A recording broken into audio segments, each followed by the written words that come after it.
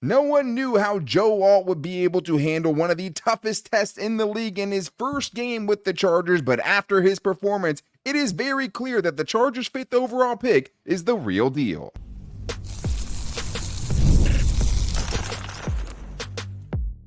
You are Locked On Chargers, your daily podcast on the Los Angeles Chargers. Part of the Locked On Podcast Network, your team every day.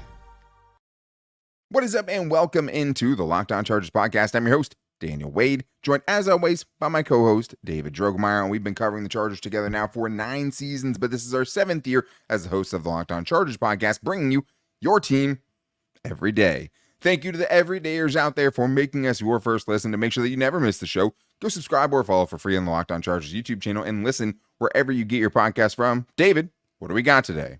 Well, Daniel, Joe Alt, the Chargers' 5th overall pick in this year's 2024 draft, got a very stern test in his week 1 first game in the NFL against Maxx Crosby, and he absolutely dominated. No pressures allowed. Is Joe Alt the real deal? He absolutely is, and the Chargers are not going to get bullied anymore. They are the bullies now. And is Josh Palmer the number 1 wide receiver? I don't know. We're going to talk about it.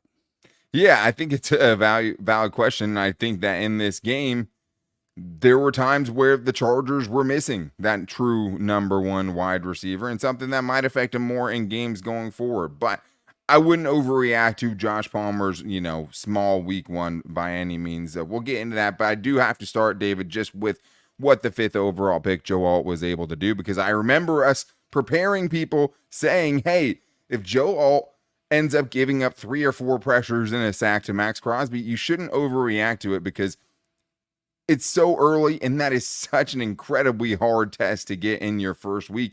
And all he did, David, was go out there and allow 0 pressures to one of the elite top edge rushers in the league. He was 0 for 8 on one-on-ones, was Maxx Crosby going up against Joe Alt. And the biggest thing that I took away, man, even when he loses, he doesn't lose. He's so big. He's so long. He's so athletic that there was times where he absolutely got beat. But he was so long, he was able to still get enough on the defender to keep them away from Justin Herbert. At the end of the day, it's 30 pass blocking snaps, 1 pressure allowed, was not to Maxx Crosby. And to me, to see him go up against that dude, you can't fluke your way into that performance. You just can't. Maxx Crosby's that good. To see that, there's a lot of growth that still has to happen for him, especially as a run blocker. But Joe Alt absolutely has the goods. Oh, my goodness. It was unreal to watch that in person. First of all, even from my seat, Joe Alt is a monster. I mean, right. he is incredibly big and also very, very long, but also such an incredible technician already so early on in his NFL career.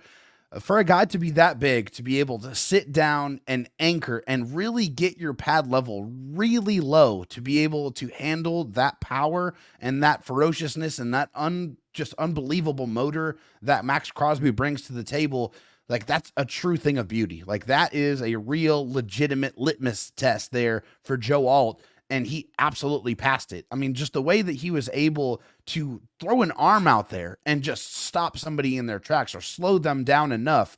I also saw a couple of snaps where he was able to help on somebody else as a blocker and then also handle it in another assignment or keep his head on a swivel to look for other people that were coming at Justin Herbert. To see what Joe Alt was capable of doing in his first real test at the NFL level was super special, a thing of beauty. And my goodness, I said it on Twitter. I'll say it again.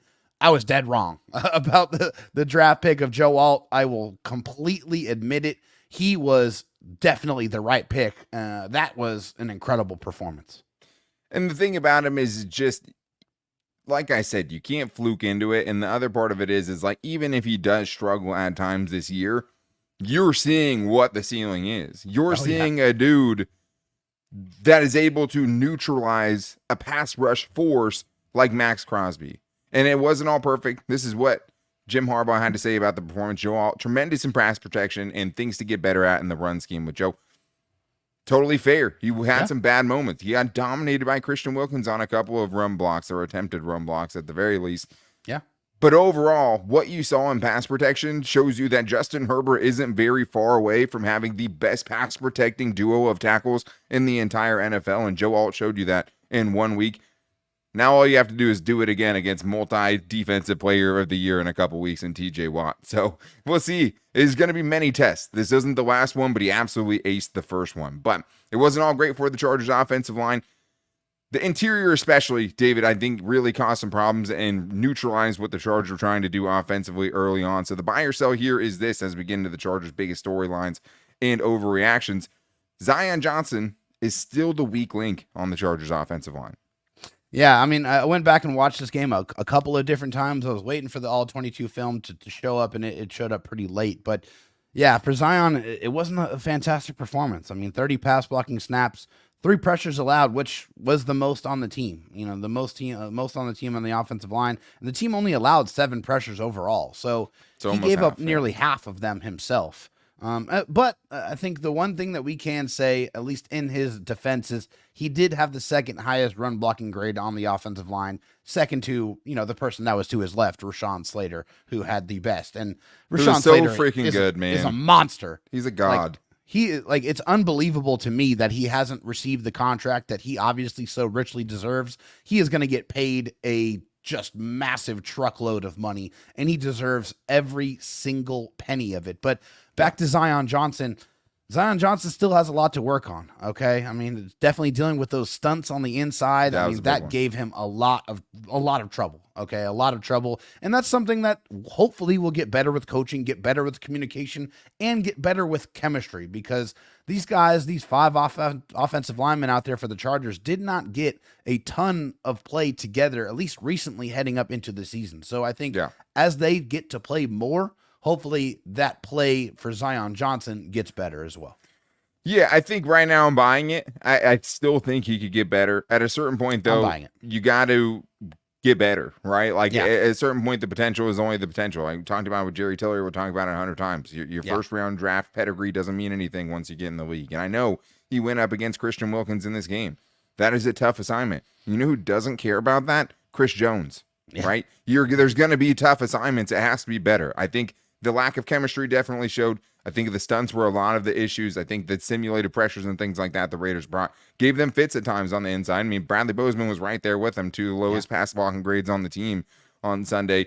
And you saw it at times. I think it'll get a lot better. This group is still really, really young. And I thought that what you saw in the second half is more indicative of what it can be for this team. And I think also a lot of the problems got solved in the second half with some adjustments, and they looked so much better and were key factors in opening up the big holes at the end of the game that the Chargers were able to run through. But let's get to one more buy or sell here, Dave, because I know a lot of people have been freaking out about the Justin Herbert stat line. So let's do this. Buy or sell, this is the worst statistical game we will see from Justin Herbert in 2024. Yeah, I'm actually going to buy this one. And I went back and forth because they're still going to see some pretty tough defenses. They're going to go up against the Raiders. Are not the best defense they're going to play, period. No. Yeah, the Chiefs still have a really good defense. The Ravens were the number 1 defense in the NFL last year. I think the Steelers' defense is pretty decent. So, like, those are 3 examples right there that are really going to tell me that, you know, if you know what we saw on Sunday is going to be what we see moving forward from Justin Herbert. But I also feel like Justin was knocking some of that rust off as well. I think he wasn't like really incredibly sharp. I mean, they didn't need him to. I mean, he only missed a couple of throws. It wasn't bad. Okay. I mean, Justin Herbert was trying to protect his receivers as well. But I'm going to say that I'm going to buy it. I do feel like he's going to get going. He's going to get more in rhythm. He's going to get more time and more chemistry with his receivers. And you're going to see a better performance from Justin Herbert. I think so too. I'll buy it. I could see him having some similar stat lines. The one thing I can't buy is I just think that what we saw in the first half is the most inept that this Chargers offense is going to look all season. I don't think we see another half that's as brutal to watch as the very first half of the very first game of the year. So 17 of 26, 144 yards and 1 touchdown. The parts of his game that really shined the most are not the ones people care about with quarterbacks. It was sack avoidance. He was a wizard. Jim Harbaugh said it. He saved them 3 or 4 sacks in this game.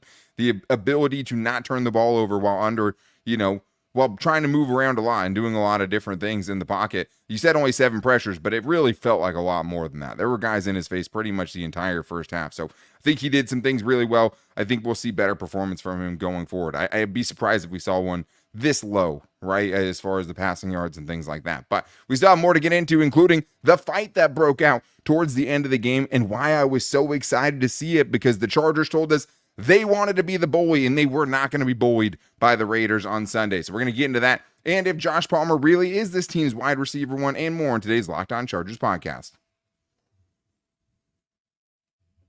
First, I need to tell you guys about Hims, because no man wants to lose his hair, but for men, it's actually very common. And now with Hims, the solution is simple. Try Hims Hair Loss Solutions. You'll be joining hundreds of thousands of subscribers who got their flow back. I know I've definitely dealt with like thinning hair and things like that and taking supplements in the past. It's not anything to be ashamed of.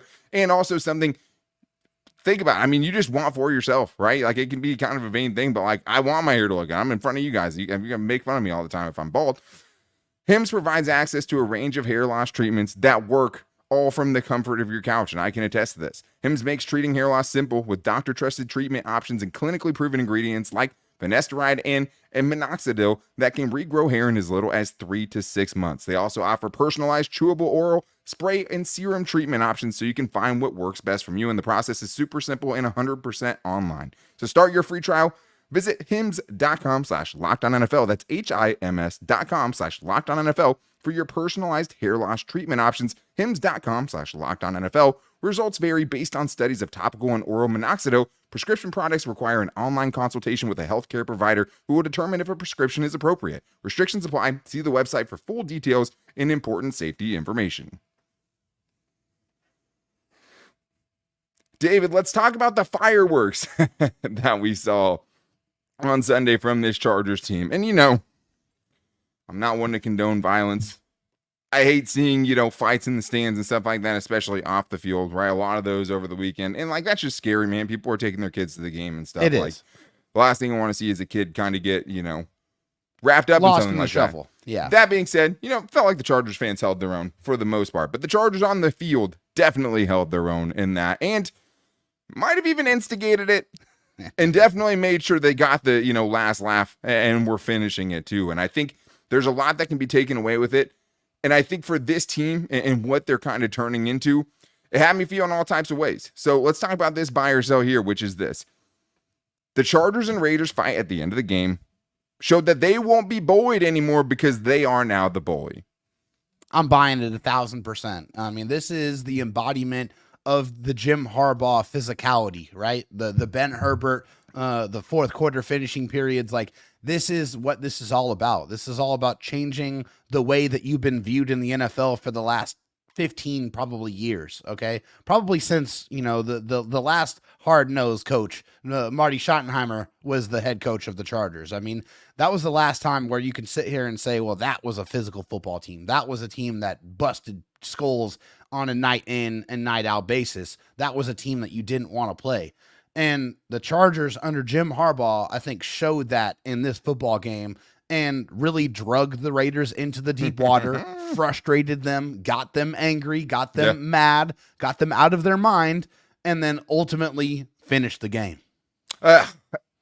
There's a lot of little awesome moments in this. The first part of it is the Chargers waited to react to a lot of cheap shots that the Raiders were taking the entire game. The Raiders were making it a point to try to instigate the Chargers into really dumb penalties. And although they did have some dumb penalties, it wasn't because of what the Raiders were doing and the instigation that they were seeing.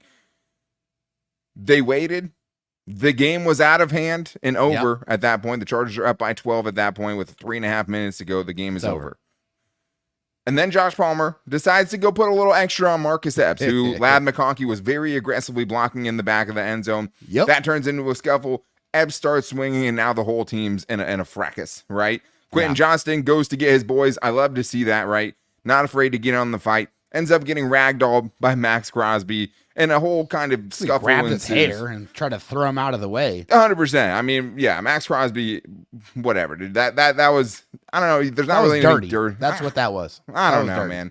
If you're in a fight, like, I don't know. It's hard to say that's dirty, but there was a lot of dirty things to me in the game, right? Specifically, Christian Wilkins after Rashawn Slater was jumping on a fumble, had already given himself up on the ground, was not trying to go anywhere. Christian Wilkins full on launches himself into Rashawn Slater. And he which did that repeatedly throughout the game. Like only made it different sweeter, things. though, because Rashawn Slater on Instagram ended up tagging Christian Wilkins in a picture where he was on the ground for one of J.K. Dobbins' long runs in the second half. That was awesome. That was beautiful. It was great. And J.K. Dobbins, right, told us this. He said, I want to be a healthy bully, as Coach Harbaugh would say. We want to bully people and be able to do whatever we want to do.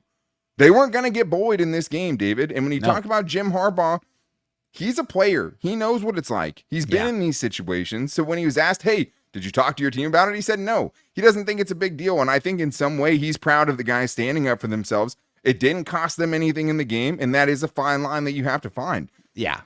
I love that the Chargers fought back.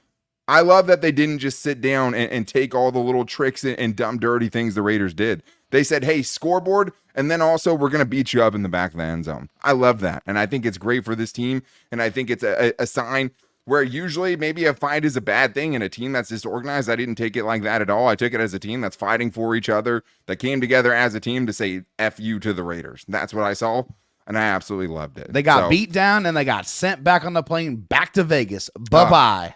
It was so much fun. I loved seeing the fight. Maybe I shouldn't love that, but I did. Let's get to this next one here, David, because I've had Josh Palmer, as you did, as a potential breakout candidate for 2024. Not the first game you would expect for that, right? 2 catches for 15 yards. I thought he was wide receiver 1 going into the season. I thought, maybe Ladd McConkey rivals him in targets and maybe receptions. But I thought Josh Palmer easily, best chemistry with Herbert, all of those things. Is this an overreaction? Buy or sell? Josh Palmer is not actually the wide receiver 1 on this team.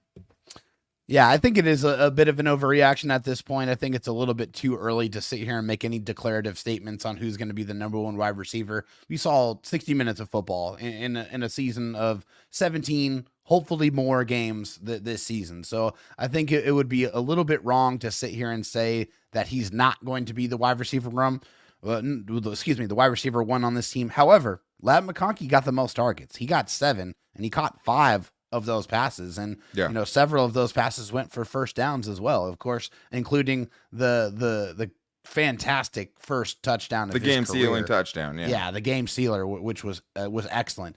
I think those two guys right there, man, they're going to be there fighting and battling. And I think Quentin Johnston might have something to say about it later on too. I mean, who knows? We'll probably be talking about Q a little bit later, but that's fantastic. I really, really appreciate that. They're going to have those guys fighting it out. But I'm not going to sit here and say that Josh Palmer isn't the wide receiver 1 after 1 game. Yeah, I'm selling it too. I don't think you're going to see a wide receiver 1 from this team in a conventional sense where one guy just has way, way more of everything than anyone else. I don't think we're going to see that necessarily. I still think Joshua Palmer still has a good chance to lead the team in receiving yards, good chance to lead the team in receptions. Like, all of these things still have a great chance of happening. But I do think that there were times in this game where the Chargers and their lack of having a true kind of alpha, a true wide receiver 1 showed themselves. And I think it's on third downs where they went 4 of 15. I think we saw it in the red zone, especially in the first half, where they totally were futile and couldn't get anything going at all, didn't even sniff the end zone. Some of those things got fixed in the second half. I think this is a game, obviously, that lent itself to preseason rust, right? Not playing in the preseason, all these guys not really being together, Justin Herbert's injury, all those things. I still think Josh Palmer has a chance to be wide receiver 1 for this team. I think we saw in week 1, they don't necessarily have a true wide receiver 1 until someone can potentially turn into that. Can that happen? Yeah, but there's going to be games where it hurts you more than it did against the Raiders. We're talking about the Raiders, right? There's going to be big moments where you need someone to come through and you don't really know who that guy is right now. So we'll see how it all shakes out. I think it is something that's a little concerning, and definitely could rear its head at some point. But obviously this is a team that built itself to be a physical team, and that's what we saw in week 1. Quickly, David, I think we both defined this one pretty easy. The Chargers are already using Quentin Johnston better than they ever did in 2023, buy or sell. Because, well, first of all, let's go back, right? Ladd McConkey definitely led the team in targets, led the team in yards, but it was 39 yards, right? It's not like he had some crazy game, right? But Quentin Johnston was second. 3 catches for 38 yards. But are you buying that just the way that he got those 38 yards is better than we saw last year?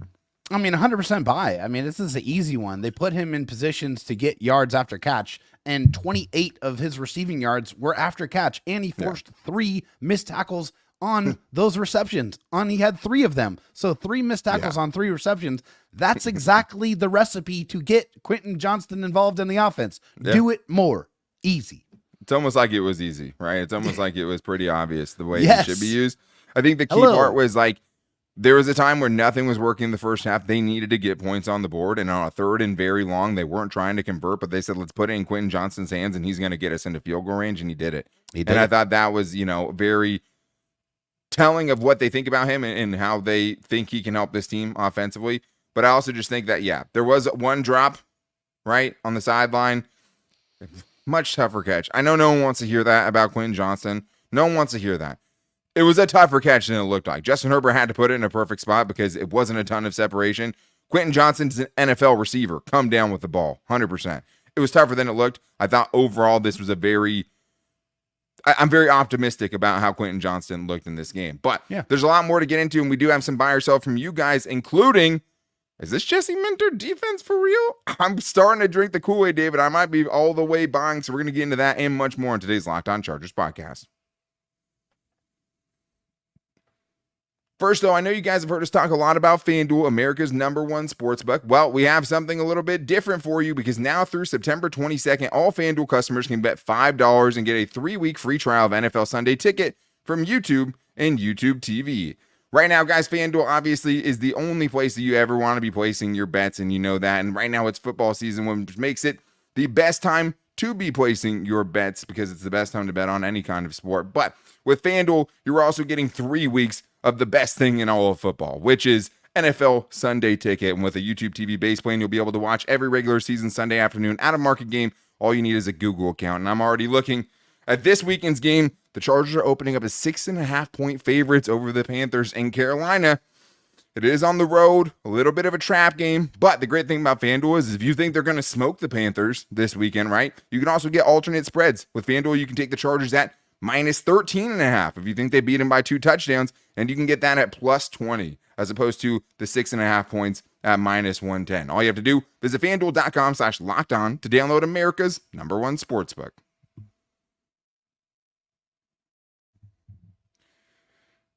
All right, David, let's get into some fan buyer sells here, and we have some good ones, and we appreciate you guys, anyone who hit us up at Locked On LAC. There was so much big stuff to get into. We'll probably get into more fan ones down the road, and I know some of the stuff we talked about was part of a lot of your guys' buyer sells anyway. A lot of stuff, a lot of storylines, a lot of overreactions with this team right now, but I do want to talk about Jesse Minter's defense a little bit more and just how legitimate we think this performance was, especially considering, right, Gardner Minshew. Like that, I shouldn't really need to say more than that.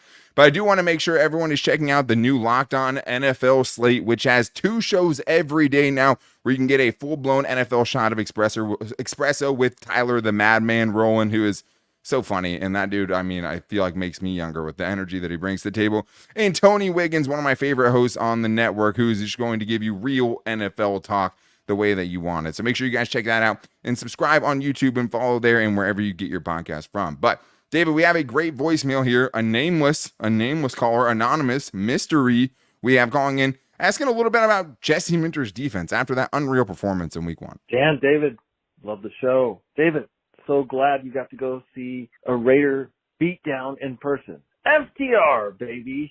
I have a buy or sell for you. Is this Charger defense for real? Who's got it better than us? Woo! Nobody. So simple, yet complicated in a way after 1 week, David. Are you buying that Jesse Minter's defense is for real after this first performance? I'm buying that I like a lot of elements of what I saw in this first game against the Raiders. I mean, the edge room is what we thought it was. They are ferocious. If they're healthy, they are going to do dirty things all season long. I think the linebacker room is young and athletic. I feel like they covered well. I feel like they tackled well. I feel like they mixed things up very, very well. I think they put players in the right positions to succeed, which I appreciated. I like what the corners did on the outsides. I mean, Asante had a tough matchup anytime you go up against Devontae Adams. He's going to get his, although he only had about 59 yards. So it wasn't I thought Asante covered well. Mind-blowing performance. There was a few separate receptions, David, where Gardner Minshew just put the ball in a perfect spot, too. Yeah, there was a couple throws. Heavily contested, Derwin James had one against Brock Bowers, too, where it's like, that was a perfect throw. better, perfect plays are hard to cover, so that's just kind of what it was for me. So a lot of elements of this defense to me look immediately better, but also it's Gardner Minshew. So let's keep that in mind.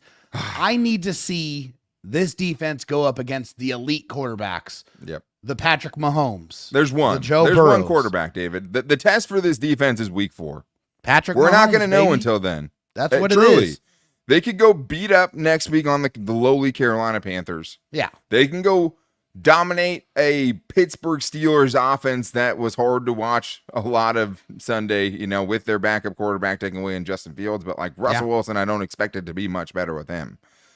Until week 4, we're really not going to know. And I'm totally in the same boat with you where it's like, I think the improvement for this defense is real. I think there are very sustainable things for this defense that are very real. This is a much better pass rush and a much deeper pass rush that we've seen, a much better rotation of those guys, keeping them fresh than we've ever seen. This is also a much better tackling team. Outside of that one play where Asante Samuel Jr. got hurdled, right, which is kind of a freak thing, in a 31-yard touchdown, it was a very, very sound tackling performance for the most part. The other thing is when the tackles weren't made, there were so many other guys rallying to the football that it didn't really affect it too much. So I'm buying certain parts of it for sure. We'll know in week 4 what this defense is really. Jury's out. That's just what it is. I mean, I think the one thing is, though, I think it'll finish better than a Brandon Staley defense, and I'm ready to say that right now. Which that's the easy. best was 23rd in that scoring right defense. Yeah, so I think it just depends what you think for real is, right? We're talking top 15 defense. I buy that. Top 10 defense, probably a little early. But I think show me a few more, and then I might. Yeah. Hard to be more optimistic about what they faced, right? You can only play who's on the schedule. They had about as impressive performance against Gardner Minshew as they possibly could have had. It's just how much stock can you put into that? We don't know at this point. So let's talk about this next one here, David. This is one that I had because he just had to talk about this dude, Punam Ford. And I think the buy or sell here today is Punam Ford the most underrated free agent addition for the Chargers in 2024? Shout out to Punam Ford, man. My goodness. After last year, being inactive as many games as he was. Seems crazy watching what he did in this one. To come out and perform the way he did in this football game, he had a mountain on his shoulder. We're not talking about a chip. I mean, we're not talking about a boulder. He had a mountain, and he was a man on a mission. He proved it. 3 tackles, a tackle for loss, 2 passes defense, an interception, big man interception from Punam Ford. He was clogging the gaps. He was a very difficult man to move. He showed a motor and experience that we have not seen on the defensive line, and I think he immediately made everyone feel better about the prospects of that defensive line with his performance. I am buying it. He is definitely one of the most underrated free agent additions to this Chargers defense because we just didn't know what it was going to look like. If he looks like that all season, watch out. Yeah, absolutely. It makes you feel a lot better about the defensive line room. Yeah, I mean, the most impressive one wasn't even the interception, right? The most impressive one, first of all, he got the stop on 4th down and was the major force that stopped that and got the Chargers the ball back. Turnover on downs is just as good as an interception to me. It is. So basically 2 interceptions or 2 turnovers that he forced, basically, right? Yeah. But it was the screenplay. Stephen Haglund posted a video of it on Twitter. Definitely check that out because he read a screenplay perfectly. Ended up trying to, raking the hands away from the football to break up the pass, playing through the ball. It was great. Chef's kiss. Punam Ford, second highest graded defender on this team. And he was nipping at the heels of Joey Bosa, who was in 89.2 defense grade for Punam Ford. If you're right behind Joey Bosa with the performance that Joey Bosa had on Sunday, which was an all-timer for a dude who's, when healthy, had some really incredible games, that's hard to do. Punam Ford was every bit of great in this game, and it's crazy to say that. But yeah, to think that this dude was a healthy scratch for Buffalo last year is confusing, and such a good buy low move by the Chargers. Hard to be a more underrated sign than J.K. Dobbins after that performance, but I put Punam right there with it. It's true. I was excited about J.K. Dobbins. It was hard to know what to expect. I was excited about Punam Ford too, but there's just no way you could have expected what we saw. But let's get one last buy or sell in here, David, from Paul Koo, who says, buy or sell, the Chargers run defense will average less than 100 yards per game against them this year. Just wanted to thank you guys for the podcast. You give such great content. Born and raised in San Diego, lifelong Charger fan who moved down to California at 42 years ago. Very grateful for you. Thank you, Paul, for your kind words. If you say kind words, you're just more likely to get on the show. But this is a tough one, David. It's, again, one game. 22 carries for 71 yards in the first game. They dominated the line of scrimmage in that aspect. Are you buying that they could do that on a full season basis, under 100 yards average per game? Man, I love their performance, but I'm not ready to sit here and buy that yet. I mean, That's we're talking totally about the Raiders' offensive line. They're going to see some much better offensive lines and better running backs. No disrespect to Zamir White and to Alexander Madison, but Sure. they're not the best running backs in the league. You're still going to have to see Isaiah Pacheco. They're going to still have to see Derrick Henry, Bijan Robinson, Joe Mixon, who ran for 150 yards, Ramondre Stevenson, who ran for 120 plus. Lamar Jackson, anyone? Well, they won't have to face Joe Mixon, thankfully, because he's a Texan now. But oh yes, yeah, the Bengals miss Joe Mixon a lot for sure. Yes, they do. My bad. I'm sorry, I made that mistake. But my point is, they still have some very talented running backs that they're going to have to go up against, and so I'm not ready to sit here and say that they're going to keep season long under 100. That's really tough to do. So 8 teams did it in 2023, right? So that's putting you in the top, quarter of the league. Right, top 25% of the league. I think it's possible. Like I said, you have much better tacklers now. I think we feel really good about the defensive line after really not knowing what to expect. The Chargers defense is fully healthy right now too, so it's hard to know how they'll kind of react and be able to adjust when they have to. But I'm more confident that this team could do it than pretty much any defense over the last 7, 10, 20 years. Yeah. So yeah, I think they have a decent chance to do it. 22 for 71 for a team that was committed to trying to run the ball against you. And you stood up, and most importantly, in those short yardage situations, they showed me a ton in this game, led by Punam Ford, but also Tito Bonia played great. Yeah, Morgan Fox had some really good moments too, some physical moments in this game too. I wouldn't trust all the PFF scores for all the defensive linemen. I think they outperformed what the grades were on there for sure. So a lot to improve on, but man, I'm as high on this defense as I could possibly be after 1 week while still knowing, hey, there's 16 more games left. But this defense has a very good chance to be the best one that Justin 16. Herbert's ever played with in his career. Yeah. And that would be just so awesome for him to finally get some competence on that side of the ball. And I think Jesse Minter brings, at the bare minimum, competence. But that's going to wrap things up for today's show. The good news is, tomorrow we have a very special guest. We have Brendan Rice. The son of Jerry Rice is coming on the show tomorrow, which is insane. More importantly, a Chargers wide receiver who had to fight hard for a roster spot. We're going to talk about everything with him about this season and when he's excited to get in. Obviously, he was a healthy scratch. We'll ask him about that in this one too. But so excited for that. So make sure you guys don't miss it. Go subscribe or follow for free on the Locked On Chargers YouTube channel and listen wherever you get your podcast from. And you can also find the show every day on all of our social media. You can find us on Twitter at Locked On LAC. Find us on Instagram at Locked On Chargers and our Locked On Chargers Facebook page. You can also find me on Twitter at Dan Talk Sports and David Drogemeyer at Dro Talk SD. But so much to be excited about. So excited to see this team showing some fight, and so excited to be interviewing Brendan Rice tomorrow. So make sure you guys are back here for that. But until then, take it easy and go Bolts.